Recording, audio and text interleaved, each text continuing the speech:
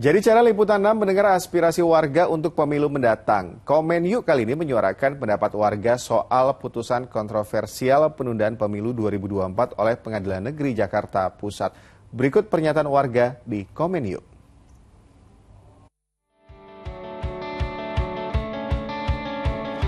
Yogyakarta kan biasa disebut sebagai kota pelajar. Nah, saya penasaran karena saya lagi ada di salah satu tempat pelajar-pelajar pinternya Jogja, yakni di Universitas Gadjah Mada Yogyakarta. Saya pengen tahu perspektif mereka terkait dengan penundaan pemilu yang sekarang lagi jadi trending topik di mana-mana.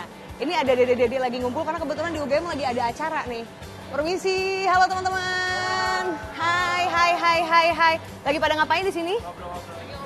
Lagi ngobrol-ngobrol aja. Sepertinya menarik ya. Ngobrolin temennya jangan-jangan ya. Enggak ya. Aku pindah sebelah sini deh. Aku penasaran deh. Kalian udah pernah denger soal wacana penundaan pemilu? Pernah. Udah pernah dengar. Pengen tahu dong apa sih yang kalian pikirkan ketika mendengar harusnya pemilu itu digelar 2024, tapi kemarin ada putusan pengadilan kan? Siapa yang bisa jawab? Mungkin salah satunya kamu mungkin. Anak fisipol. Psikologi. Gimana?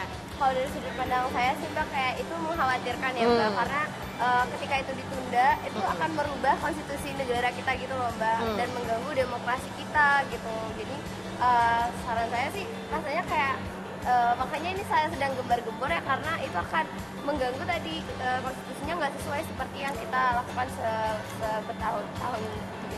Oke. Kalau saya mau masuk nih dari silakan. sudut pandang ekonomi ya. Mantap. Kalau saya kan Gimana? emang fokusnya kan di pembangunan ekonomi kewilayahan. Sekarang kita tuh melihat dokumen-dokumen perencanaan kan, dan itu kan langsung diturunkan dari visi misi presiden. Iya. Jadi, ada namanya RPJMN, kalau teman-teman tahu itu rencana pembangunan jangka menengah nasional. Nah itu berakhirnya itu dari 2020 sampai 2024. Akhirnya tahun depan sudah berakhir RPJMN itu. Nah, sekarang tuh RPJMN juga lagi disusun buat tahun 2025 sampai 2029. Nah, nanti RPJMN itu bakal diselaraskan sama visi misi presiden. Jadi untuk rancangannya itu masih visi misi seluruh calon presiden, baru ntar pas presiden udah terpilih itu bakal diselarasin sama visi misi presiden. Nah, itu kan pasti kan punya dia kan RPJMN dia. Nah, kalau itu kita pemilih diundur, artinya pengesahan administrasi RPJMN itu juga diundur. Artinya nanti rencana pembangunan di Indonesia sendiri itu bakal diundur juga kan. Itu nggak bisa. Jadi itu juga udah punya batas sendiri. Nah, menurut saya juga kayak adanya penundaan itu benar-benar nggak efektif untuk secara administrasi dari rencana pembangunan.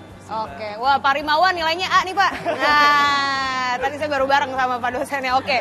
Pertanyaan selanjutnya, menurut kalian kenapa akhirnya wacana ini sampai mencuat ke publik? Ada yang bilang ini kan orang-orang berpengaruh lagi testing the water nih, pengen tahu respon masyarakat seperti apa. Mungkin kamu mau jawab, silakan.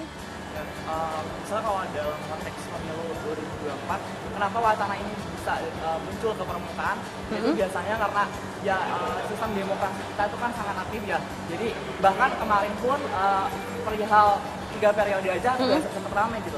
Nah mungkin kalau dalam perspektif saya pribadi melihatnya adalah suatu respon dari masyarakat untuk mengenai demokrasi yang ideal. Karena konstitusi secara gamblang itu mensyaratkan bahwasannya kita setiap pemilu itu 5 tahun sekali, nggak boleh dirubah gitu kan. Kalau misalkan itu ditunda, artinya itu menyalahi konstitusi yang ada. Jadi itu tidak sehat dalam demokrasi kita, kalau menurut aku pribadi.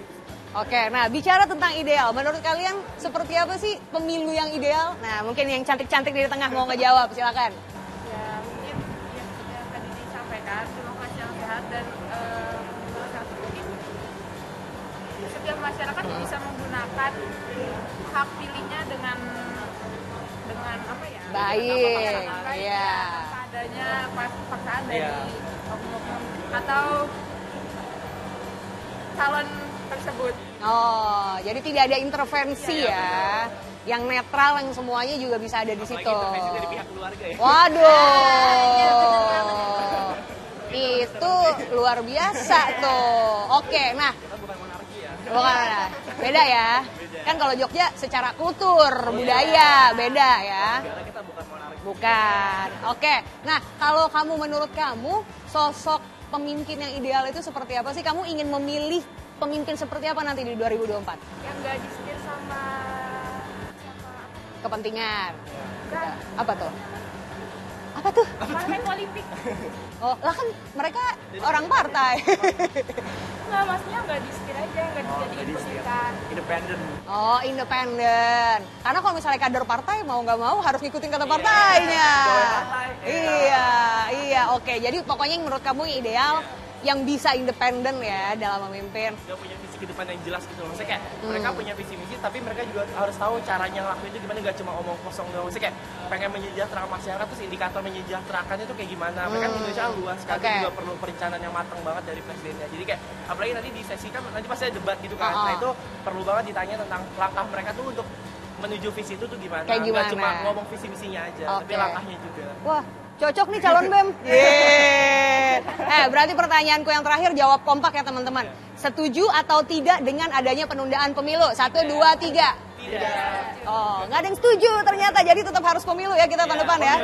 Baik, teman-teman terima kasih banyak.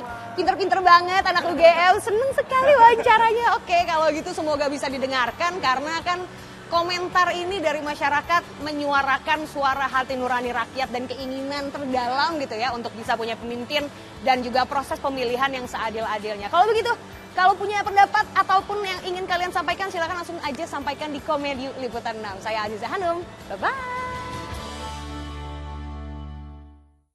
Nah, saudara, bagi Anda yang mau ikutan Komen Yuk, kirimkan pesan melalui direct message atau DM ke Instagram Liputan 6 SCTV. Segera langsung DM ke Instagram Liputan 6 SCTV.